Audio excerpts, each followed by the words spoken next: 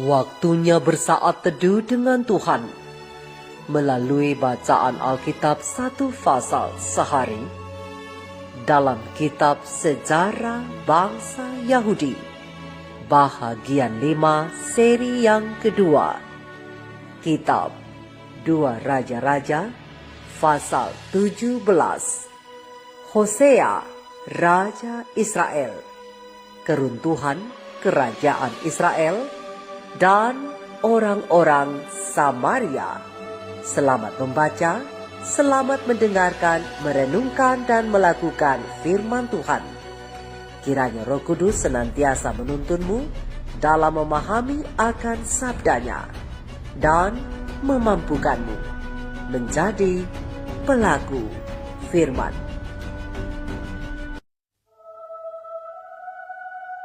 Dalam tahun ke-12 zaman Ahaz, Raja Yehuda, Hosea bin Ela menjadi raja di Samaria atas Israel. Ia memerintah 9 tahun lamanya.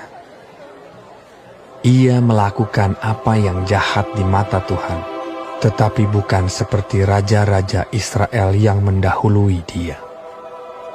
Salmaneser, Raja Asyur, maju melawan dia. Hosea takluk kepadanya serta membayar upeti.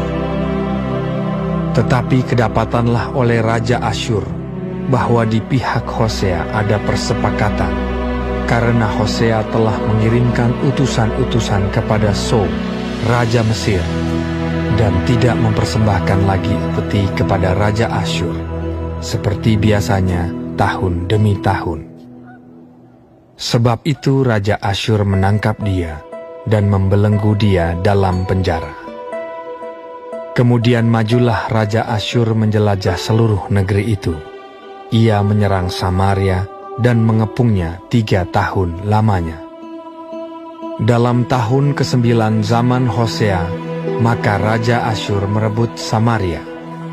Ia mengangkut orang-orang Israel ke Asyur ke dalam pembuangan dan menyuruh mereka tinggal di Halah, di tepi sungai Habor, yakni sungai negeri Gozan, dan di kota-kota orang Madai.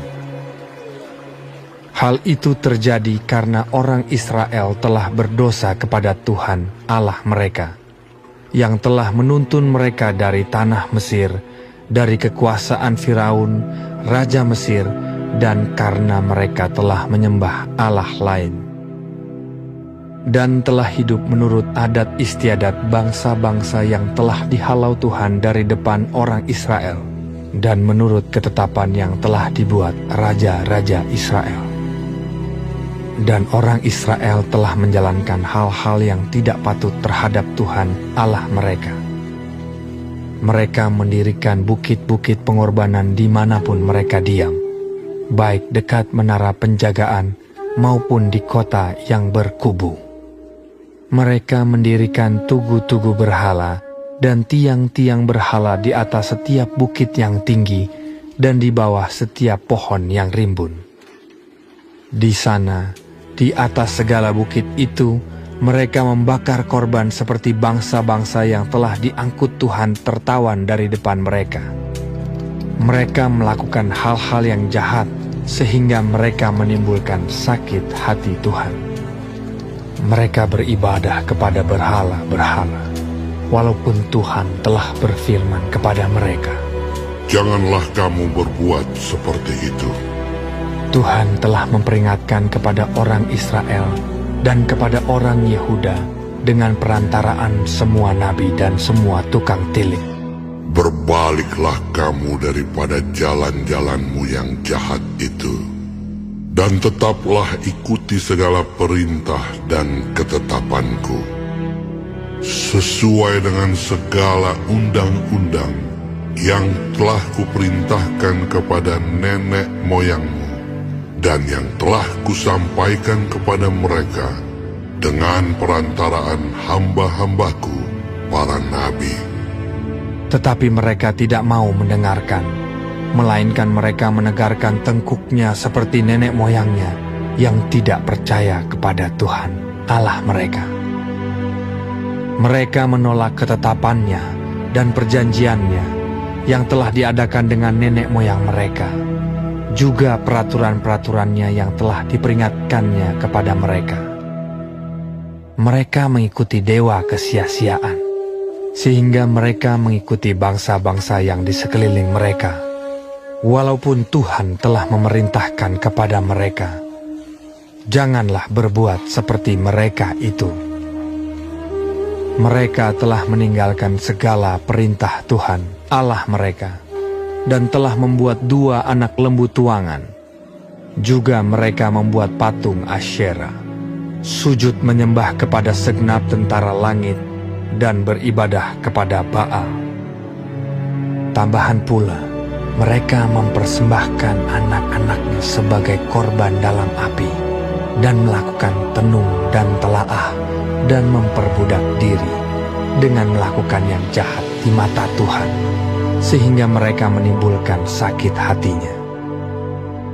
Sebab itu Tuhan sangat murka kepada Israel dan menjauhkan mereka dari hadapannya. Tidak ada yang tinggal kecuali suku Yehuda saja.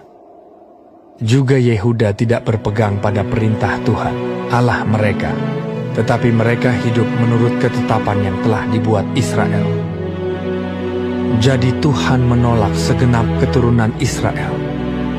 Ia menindas mereka dan menyerahkan mereka ke dalam tangan perampok-perampok, sampai habis mereka dibuangnya dari hadapannya.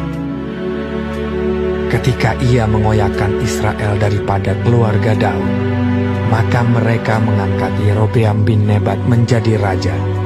Tetapi Yerobeam membuat orang Israel menyimpang daripada mengikuti Tuhan, dan mengakibatkan mereka melakukan dosa yang besar. Demikianlah orang Israel hidup menurut segala dosa yang telah dilakukan Yerobeam. Mereka tidak menjauhinya, sampai Tuhan menjauhkan orang Israel dari hadapannya, seperti yang telah difirmankannya dengan perantaraan semua hambanya, para nabi. Orang Israel diangkut dari tanahnya ke Asyur, ke dalam pembuangan. Demikianlah sampai hari ini.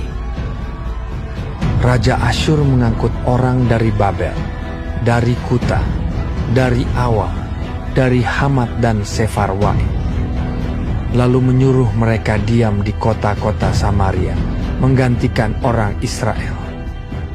Maka orang-orang itu pun menduduki Samaria dan diam di kota-kotanya.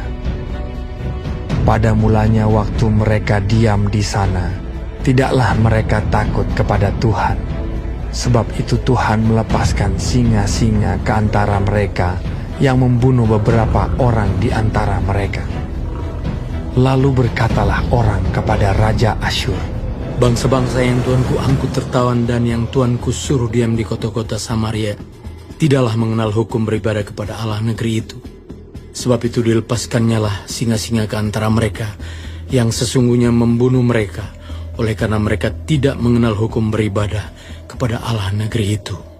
Lalu Raja Asyur memberi perintah, suruhlah pergi ke sana salah seorang imam yang telah kamu angkut dari sana ke dalam pembuangan. Biarlah ia pergi dan diam di sana dan mengajarkan kepada mereka hukum beribadah kepada Allah negeri itu.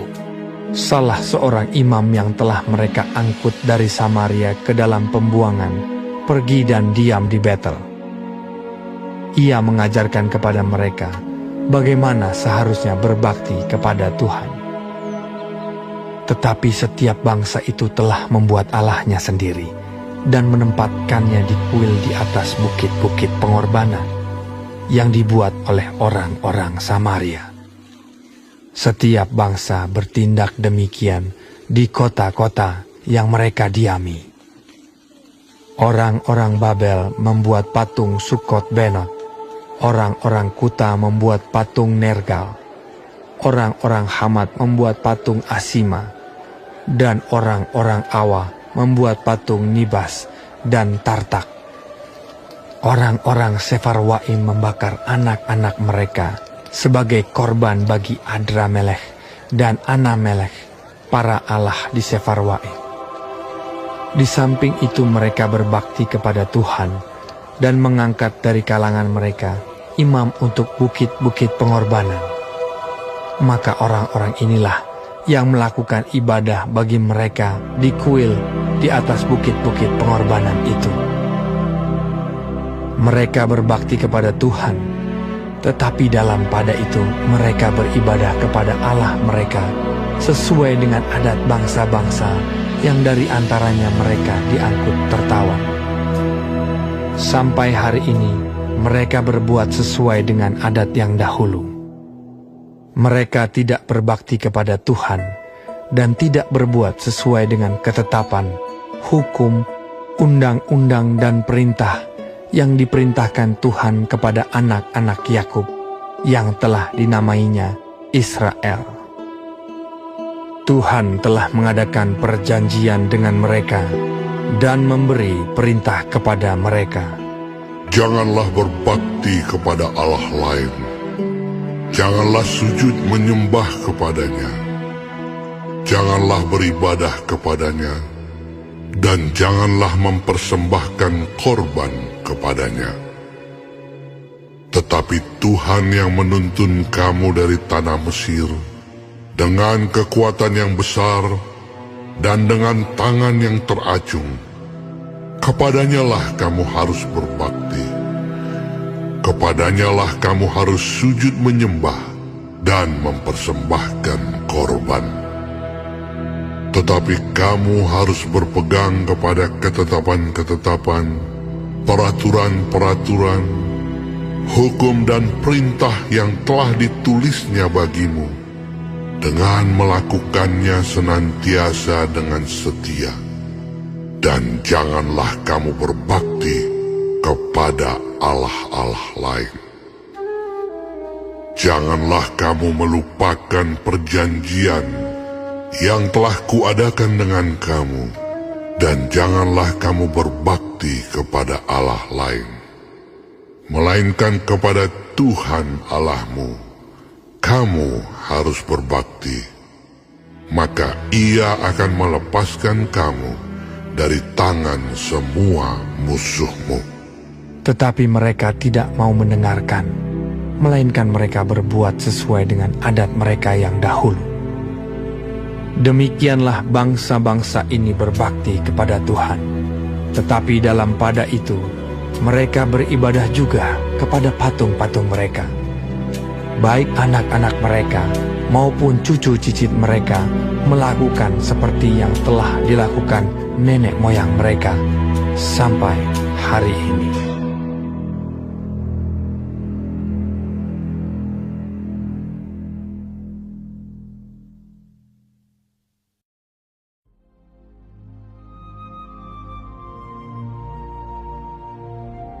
Kita telah menyelesaikan bacaan Alkitab 1 pasal sehari dalam kitab 2 Raja-Raja pasal yang ke-17. Sedikit perenungan melalui pasal ini, khususnya di ayat yang ke-40 dan ayat yang ke-41. Bersama Terang Kecil Pena Ilham Ilahi Roh Nubuat, Sejarah Para Nabi Jilid 1 halaman 358, alinea pertama sampai alinea keempat, dan Pena Ilham Ilahi Roh Nubuat, Membina Pendidikan Sejati halaman 45, alinea ketiga, halaman 46, alinea pertama dan kedua. Terang kecil ini menjelaskan, hukum Tuhan menyatakan, jangan ada padamu Allah lain di hadapanku. Jangan membuat bagimu patung yang menyerupai apapun yang ada di langit di atas, atau yang ada di bumi di bawah, atau yang di dalam air di bawah bumi. Jangan sujud menyembah kepadanya atau beribadah kepadanya. Sebab aku Tuhan Allahmu adalah Allah yang cemburu, yang membalaskan kesalahan bapa kepada anak-anaknya, kepada keturunan yang ketiga dan keempat dari orang-orang yang membenci aku. Terang besar Alkitab Keluaran 20 ayat 3 sampai 5. Hukum yang kedua, melarang perbaktian kepada Allah yang benar melalui patung-patung atau yang menyerupainya. Banyak bangsa-bangsa kafir mengatakan bahwa patung-patung mereka itu hanyalah sekedar gambaran atau lambang oleh mana Allah itu disembah. Tetapi Allah telah menyatakan bahwa perbaktian seperti itu adalah dosa. Usaha untuk menggambarkan pribadi yang kekal itu oleh benda-benda materi akan merendahkan dasar pikiran manusia tentang Allah. Pikiran kita, bila dipalingkan dari kesempurnaan Tuhan yang tidak terbatas itu, akan tertarik kepada benda-benda yang dijadikan gantinya kepada Khalik itu. Dan apabila pandangannya tentang Allah telah direndahkan, maka demikian juga manusia itu akan menjadi merosot martabatnya. Sebab aku, Tuhan Allahmu, kata firman, adalah Allah yang cemburu. Hubungan yang intim dan suci antara Allah dengan umatnya dilambangkan sebagai satu pernikahan. Oleh karena penyembahan berhala merupakan persindahan rohani, maka rasa tidak senang Allah terhadap hal itu dengan tepat sekali disebut sebagai kecemburuan, yang membalaskan kesalahan bapa kepada anak-anaknya, kepada keturunan yang ketiga dan keempat dari orang-orang yang membenci aku. Tidaklah dapat dielakkan bahwa anak-anak harus menderita akibat-akibat daripada kesalahan orang tua, tetapi mereka tidak dihukum oleh karena dosa orang tua, kecuali bila mana mereka ikut serta dalam dosa-dosa mereka. Namun demikian, yang biasanya terjadi ialah bahwa anak-anak mengikuti jejak orang tua mereka. Oleh warisan dan teladan hidup anak-anak mengambil bagian dalam dosa ayah. Kecenderungan-kecenderungan yang salah, selera dan akhlak yang merosot, sebagaimana juga penyakit dan kelemahan-kelemahan jasmani, diturunkan sebagai satu warisan dari ayah kepada anak sampai kepada generasi yang ketiga dan keempat. Kenyataan yang menakutkan ini seharusnya mempunyai satu kuasa yang hikmat untuk mencegah manusia tidak mengikuti satu hidup yang penuh dosa. Tetapi aku, kata firman Tuhan melanjutkan, menunjukkan kasih setia kepada beribu-ribu orang, yaitu mereka yang mengasihi aku dan yang berpegang pada perintah-perintahku. Di dalam melarang perbaktian terhadap ilah palsu, hukum yang kedua secara tidak langsung meneguhkan perbaktian kepada Allah yang benar. Dan kepada mereka yang setia di dalam pelayanan kepada Allah, rahmat dijanjikan bukan hanya sampai kepada keturunan yang ketiga atau keempat, sebagaimana hanya murka yang dinyatakan terhadap mereka yang membenci Dia, melainkan sampai kepada ribuan generasi. Sebagai satu bangsa, Israel telah gagal menerima keuntungan-keuntungan yang Allah ingin berikan kepada mereka. Mereka tidak menghargai maksudnya atau bekerja sama dalam pelaksanaannya. Tetapi walaupun orang-orang secara pribadi dan bangsa sedemikian rupa mungkin memisahkan diri mereka daripada Allah, maksud Allah bagi mereka yang percaya padanya tidak berubah. Segala sesuatu yang dilakukan Allah akan tetap ada untuk selamanya. Terang besar Alkitab Pengkhotbah 3 ayat 14. Sementara taraf-taraf perkembangan berbeda dan manifestasi kuasanya berbeda untuk memenuhi keperluan manusia dalam zaman yang berbeda, pekerjaan Allah dalam segala zaman tetap sama. Gurunya tetap sama, tabiat Allah dan rencananya tetap sama. Dengan Dia tidak ada perubahan atau bayangan karena pertukaran.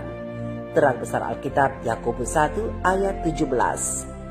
Pengalaman bangsa Israel dicatat untuk menjadi pelajaran bagi kita saat ini. Semuanya ini telah menimpa mereka sebagai contoh dan dituliskan untuk menjadi peringatan bagi kita yang hidup pada waktu di mana zaman akhir telah tiba. Terang besar Alkitab 1 Korintus 10 ayat 11.